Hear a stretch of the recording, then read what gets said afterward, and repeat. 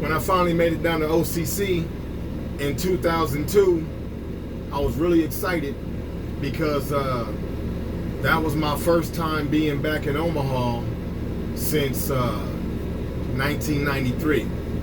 I hadn't been in Omaha since June of 1993. So this was just over 11 years past that.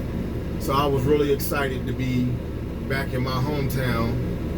And, you know, once again, I was excited to be out of, it was so much stress and violence and all that stuff down there in Arizona. I mean, don't get me wrong, I obviously dealt with it, but it's just annoying to have to constantly walk around with your antennas up, looking over your shoulders and wondering, you know, what's going on, because down there you could be a victim just because of the skin color that you wear. You ain't got to be guilty of nothing other than the skin complexion, you know. So I'm fortunate and blessed by God to have never been subject to any of that down there. But anyway, I was very excited to be back, and I remembered everything that I had learned and experienced down in Arizona and things that I seen down there. And there's you know, so I just had a different measure of respect for the position that I was in as an inmate.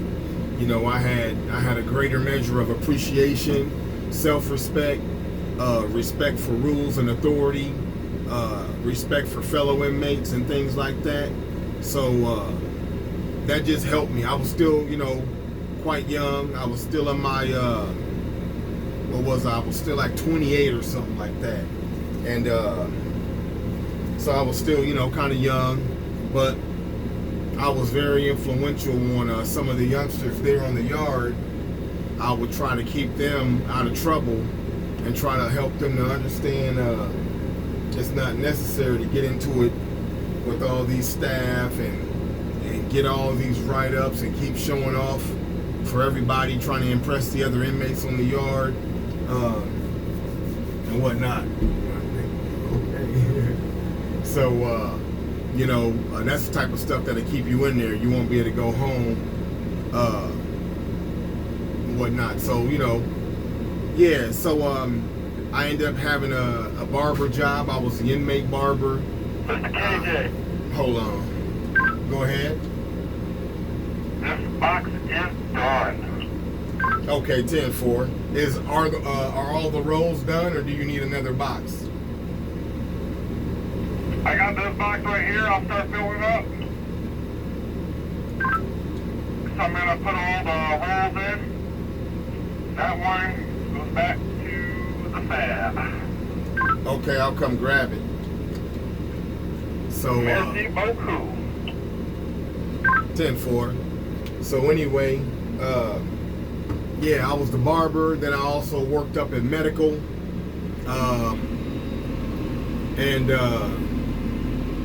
I remember, I just remember I was in medical when I seen the parole board.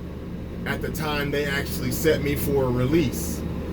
Every year prior to that, when I seen the parole board, since I got back in the state of Nebraska, I would still be deferred. Every year, they would defer me for another year.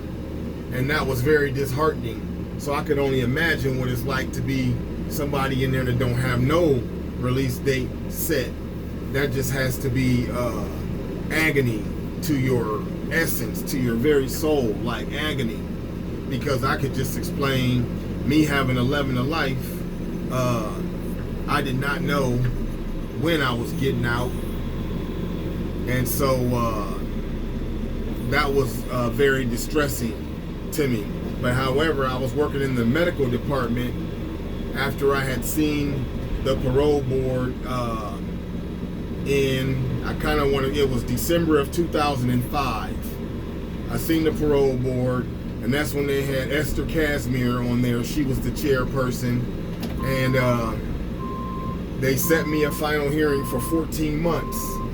And it took them about it took them about almost a week.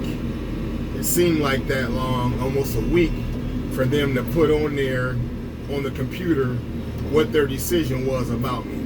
And so one day I got to my job at the medical department, and the head nurse, her name was Tara.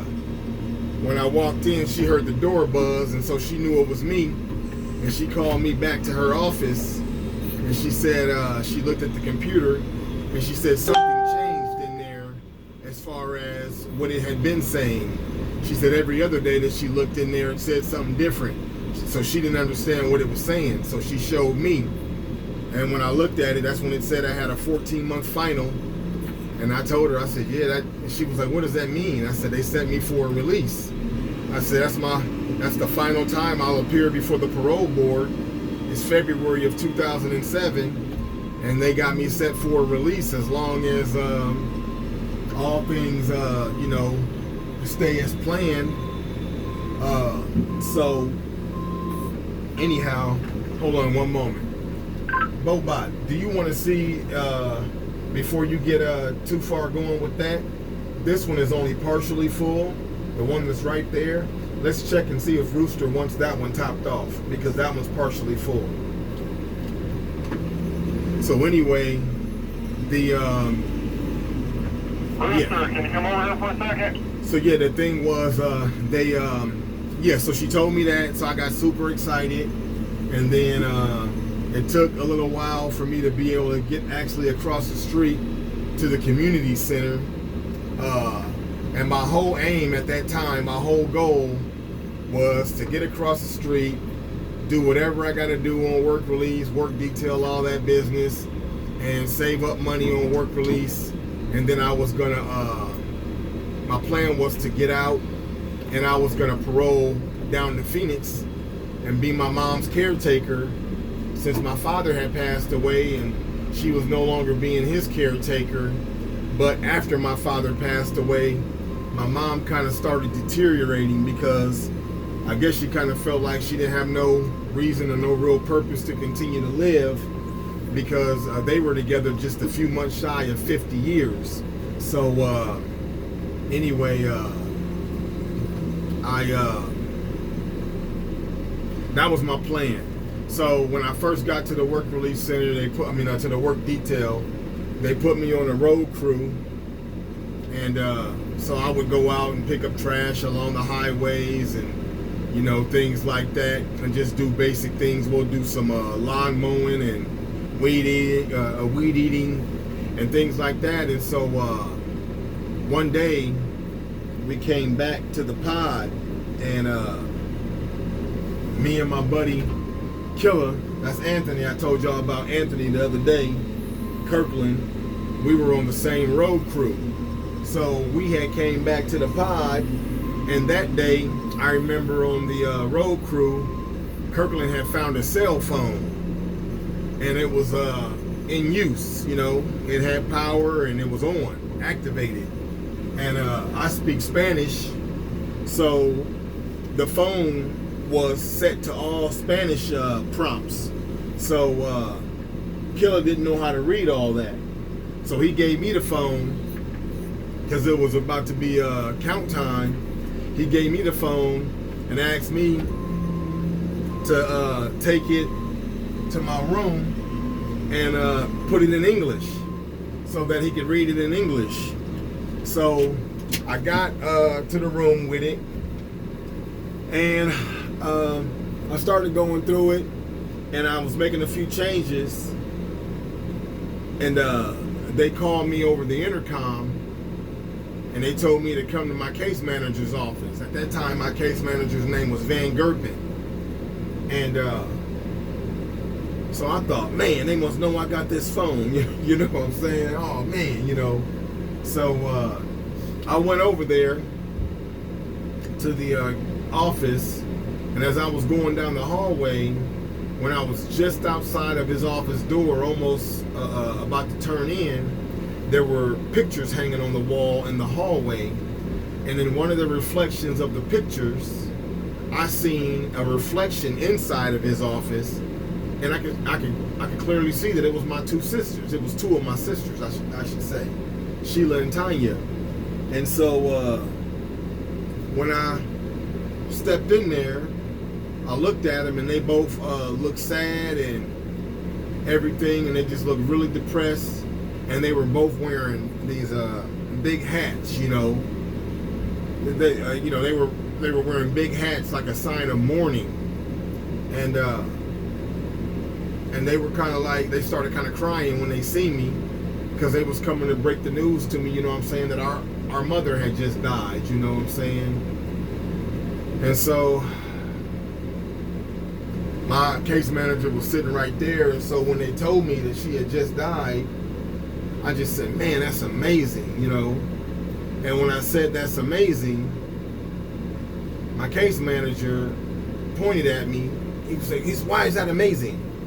And I got upset because I knew what his his stance on the matter was. He's thinking that my sisters came down here to pretend that to fake our mother's death, because they're trying to get me to come on some grievance pass, you know, to be able to get out and go for a 4-hour family visit or something like that.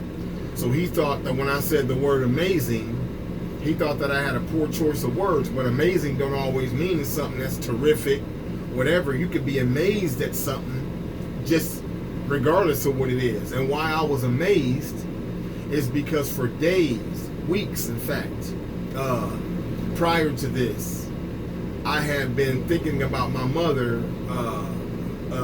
in great detail, and I was anticipating, her departure. And so when he asked me what did I mean, I told him. I said the reason why I said amazing, I said because since I got here, I said these few weeks that I've been here, I've been trying to figure out how I can get across to you that I really need a grievance pass to be able to go to my mother's bedside, although it was in Phoenix, Arizona. So I was just thinking there's no way I'm going to be able to get down there to see my mom, whatever. So I was just thinking that. And while I was in the middle of trying to figure that out, that's when my sisters came to give me that news. So that's why I was amazed, because I was just like, man, like there was nothing I could do. So I lost my mom, and I was not able to go to her funeral, her wake, nothing. And again, this is one of the things that I had told y'all about earlier in the videos, where I was saying, you know, when you lose your freedom, you lose all the liberties that come along with it, even the simple things like respectful things as being able to pay your mom respects, or I wasn't even able to pay my dad respects except for that hour, and that's not no respect, you know. And so I just had to take it on the chin, but that was just it was very painful to not be able to attend. KJ, what was that other box? To attend my mom's services. And so yeah, that was very painful. And so that's why I encourage people, if you get a chance to see any of these videos and you're not in prison and you haven't lost your freedom and all that type of stuff yet, you know, I'll bet you got a copy. I try to encourage people to stay out of trouble. Okay. Stay out of trouble. What's your 20? While you can. And stay out of trouble while you can, because once you lose your freedom, you know, especially for a lengthy time, it's going to be painful. I promise you, I don't care how hard you is, it's going to be painful. It's going to be them type of tears that you cry in private, because it's them real tears. It's them real ones where you ain't faking, you ain't pretending to be anything. This is just where you bearing your soul. This is where to bring out that inner child in you, and it really reaches you straight up. And this is when you lose that I don't give a F attitude. This is when you know, all these different things come to fruition. You know, they come to bear. You know, so anyhow, yeah. Trust me telling this story, as lighthearted as I'm sitting here talking about it, trust me, the pain is way more than I'm displaying right now. I'm just trying to keep my bearings together because for one, I'm at work, you know, and I'm not trying to put myself in a real depressive mood or anything. So anyway, I'm gonna hop back on here in a little bit. So that's just something for y'all to think about.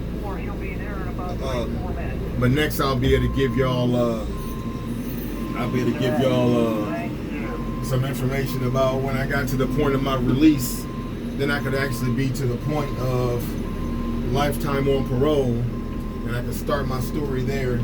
So I'm gonna pop back on because here comes my foreman.